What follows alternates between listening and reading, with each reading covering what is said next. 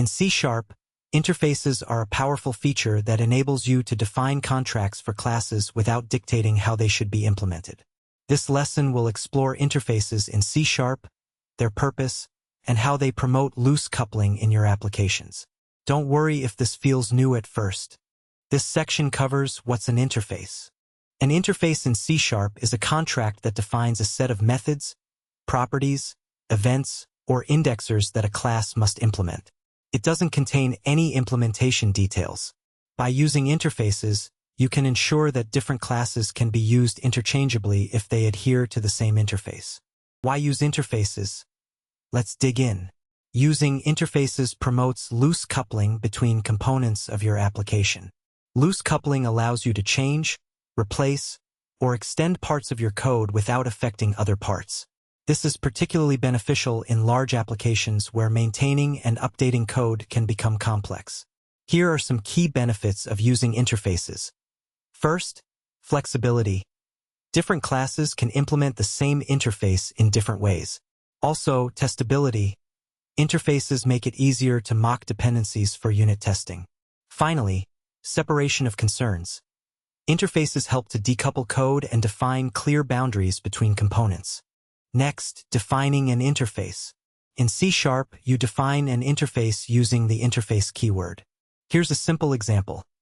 See the example on this slide. Pause if you want to study the details.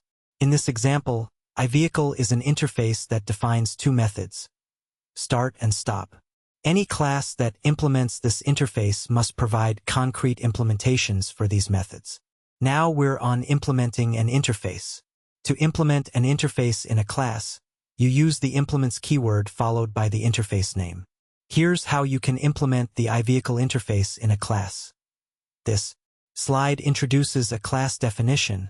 Study the structure in the code sample. In this example, the car class implements the iVehicle interface.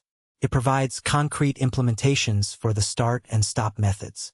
Using interfaces, let's dig in. Once you have defined and implemented an interface, you can use it to create objects.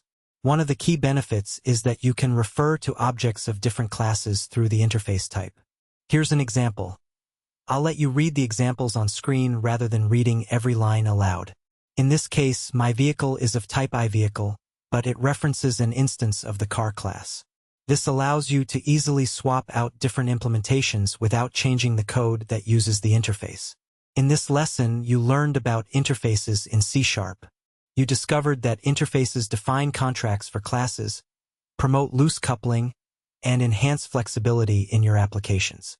You also saw how to define and implement an interface in a class and how to use interface types to work with different implementations.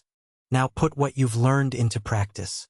First, create a new interface called ifLabel with methods fly and land. Also, implement the ifLabel interface in two classes, bird and airplane, providing unique implementations for the methods. Finally, write a method that takes an ifLabel parameter and calls its fly and land methods.